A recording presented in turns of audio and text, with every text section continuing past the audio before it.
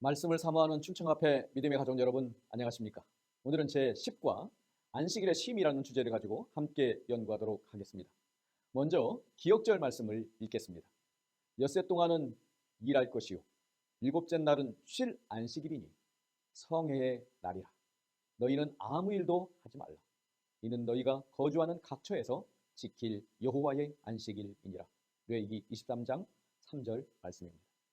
우리 주변에는 일곱째 날 안식일을 반대하는 사람들이 있습니다. 그들이 반대하는 이유들이 있습니다. 첫째, 천주교에 의해 안식일이 일요일로 바뀌었다. 둘째, 십자가에서 안식일이 폐지되었다. 셋째, 부활을 기념하여 안식일을 일요일로 대신하게 되었다. 넷째, 예수님 그분이 안식일의 주인이시기 때문에 특정한 날이 필요 없다. 다섯째, 일곱째 날 안식일을 지키는 것은 율법주의 신앙이다 라고 주장한다는 것입니다. 다 그럴듯한 주장으로 보이시나요? 이런 변경의 근거가 성경에 있어야 하는데 성경의 근거도 없이 그들의 주장을 내세우는 사람들이 계속해서 존재하고 있습니다. 이런 상황에서 우리는 다시 한번 안식일의 쉼의 의미와 목적을 더욱 깊이 살펴볼 필요가 있기 때문에 오늘 교과 연구를 통해서 그 분명한 해답을 찾아보도록 하시겠습니다. 8월 29일 일요일의 소제목은 안식일과 창조입니다. 여러분, 10계명 중에 기억하라는 말씀으로 시작되는 계명은 단 하나, 넷째 계명입니다. 기억하라는 것은 오직 안식일을 기억하라고 하신다는 것이지요. 우리가 안식일을 기억해야 할 이유가 무엇입니까? 우리는 안식일이 하나님의 창조와 연결되어 있다는 사실을 성경에서 확인할 수 있습니다. 창세기 1장 26절 27절에서 하나님의 형상대로 하나님께서 만드신 작품이 사람인데 얼마나 특별합니까?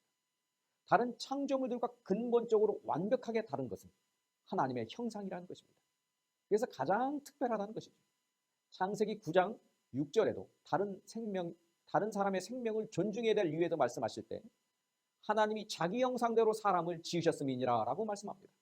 그리고 사람에게 주어진 위치는 창세기 2장 15절에 땅을 경작하며 지키는 것이라고 말씀하셨죠. 창세기 2장 19절은 아담이 동물들의 이름을 지어주는 장면이 나옵니다. 창조주 하나님께서 사람에게 다스리라는 명령을 주셨기 때문입니다. 그런데 이 다스림은 자기 마음대로 다스리는 것이 아니었습니다. 하나님의 창조의 목적대로 분명한 책임감을 가지고 봉사하는 것이 진정한 다스림이었습니다. 하나님께서는 우리 인간들에게 안식을 주시려고 우리를 위해 창조하시고 우리를 위해 일하시는 하나님이십니다. 또한 우리도 창조의 목적대로 살라고 하시는 것이죠. 그래서 우리에게는 하나님이 주신 것들을 잘 돌보고 지켜야 하는 책임감이 있는 것입니다. 8월 30일 월요일은 자유를 기념함을 연구합니다. 안식일은 창조의 기념일이며 또한 출애굽을 통해 얻은 자유와 해방을 기념하는 날이었습니다. 그래서 신명기 5장의 넷째 계명은 그 사실을 분명하게 말씀하고 있는데요. 하지만 우리가 이 세상에서 살면서 우리가 느끼는 것은 우리를 얽어매고 있는 것들, 그래서 노예로 살게 하는 많은 것들이 있다고 하는 것입니다. 그것을 창세기 4장 7절은 죄라고 말씀하고 있습니다. 히브리서 12장 1절은 얽매이기 쉬운 죄라고 그것을 말씀하고 있습니다.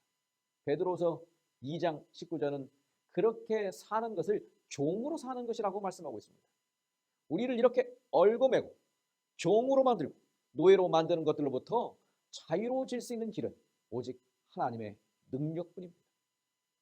그래서 이스라엘 백성들이 출애굽을 하면서 했던 가장 중요한 일은 바로 문설주와 인방에 어린 양의 피를 바르는 것이었습니다. 그래서 그들이 구원을 받았는데요. 출애굽기 12장 13절은 이렇게 말씀합니다. 내가 애굽 땅을 칠 때에 그 피가 너희가 사는 집에 있어서 너희를 위하여 표적이 될지라. 내가 피를 볼 때에 너희를 넘어가리니 재앙이 너희에게 내려 멸하지 아니하리라.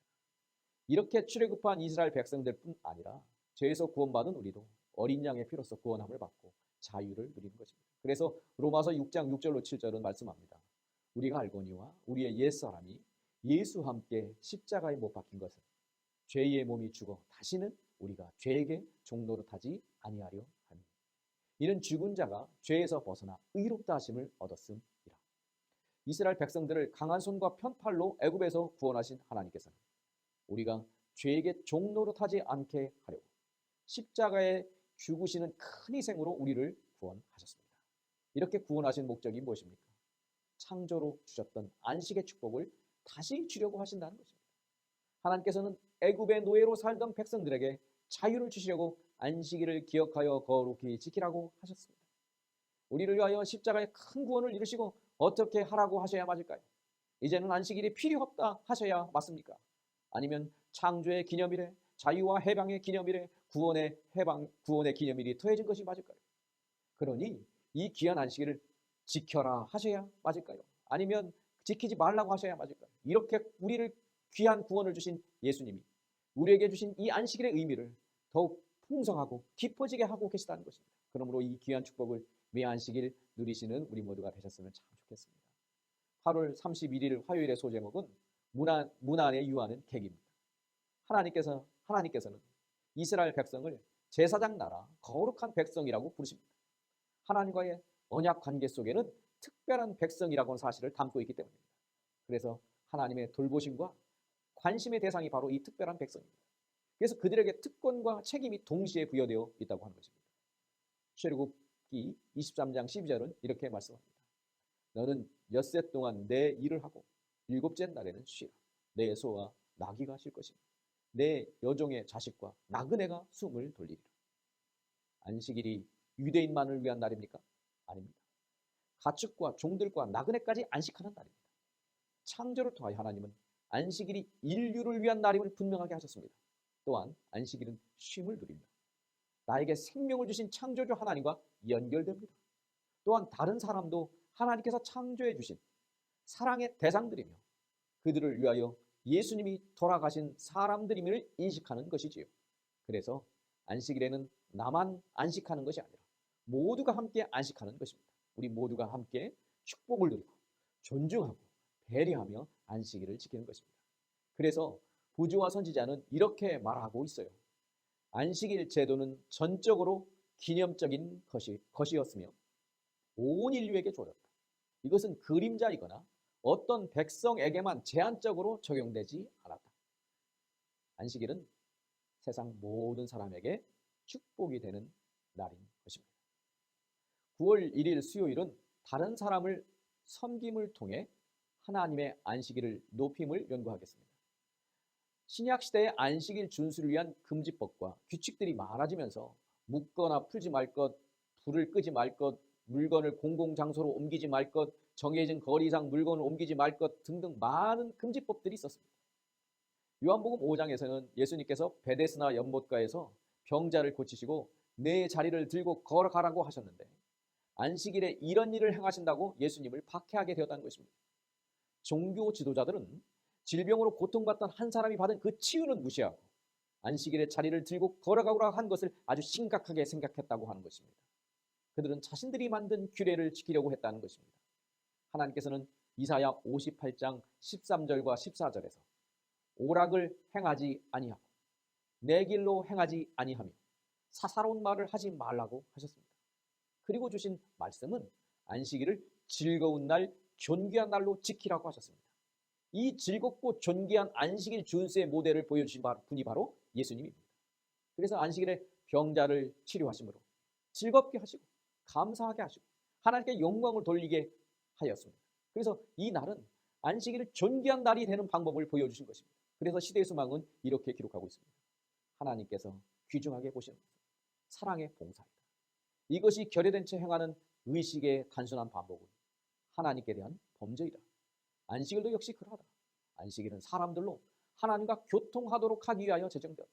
그러나 마음이 피곤한 의식에 골몰하여 있을 때 안식일의 목적은 훼손되었다. 안식일을 단지 형식적으로 지키는 것은 헛수고다. 9월 2일 목요일의 소제목은 하나님께 속했다는 표징입니다. 2차 대전 중에 독일이 영국을 침공할 것을 대비하여 영국군은 장애물들을 설치했다고 해요. 그리고 표지판들을 없앴다는 것입니다. 왜냐하면 이 표지판을 보고 방향과 위치를 파악하기 때문입니다. 하나님께서는 이 안식일을 아주 중요한 표징으로 주셨다는 것입니다. 출애굽기 31장 13절은 대대의 표징이라고 말씀하셨고 16절은 영원한 언약이라고 말씀하셨고 17절은 영원한 표징이라고 말씀하셨습니다. 하나님께서 하나님의 백성과의 아주 중요한 표징을 갖기를 원하신다는 것입니다. 이 표징은 창조주이시며 구원주이시며 거룩하게 변화시키시는 하나님을 알게 해주는 표징입니다.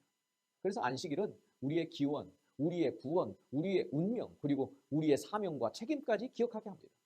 그래서 안식일은 우리의 정체성, 우리의 신분, 우리의 사명을 분명히 하고 우리와 하나님과의 특별한 관계를 깨닫고 흔들림 없이 하늘을 바라보고 재림을 바라보고 믿음으로 살게 하는 것입니다.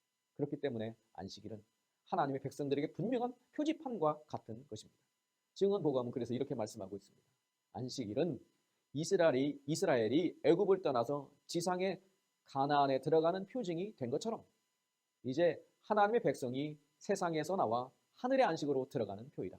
안식일은 하나님과 그 백성 사이에 존재하는 관계의 표징, 곧 그들이 하나님의 율법을 공경하는 표이다. 그것은 하나님께 충성된 이들과 범법자들을 구별한다.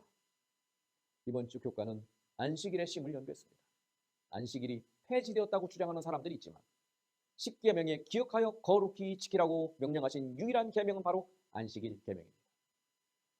애굽에서 구원하시고 자유를 주신 하나님이 그들에게 안식일을 지키라고 하신 것은 매우 특별한 것입니다.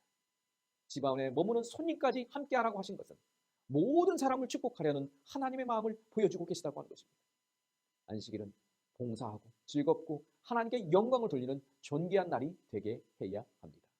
그렇게 살 때 안식일이 하나님과의 관계를 나타내는 표징이 됩니다. 이런 귀한 안식의 축복을 우리 모두가 누리시게 되기를 바랍니다.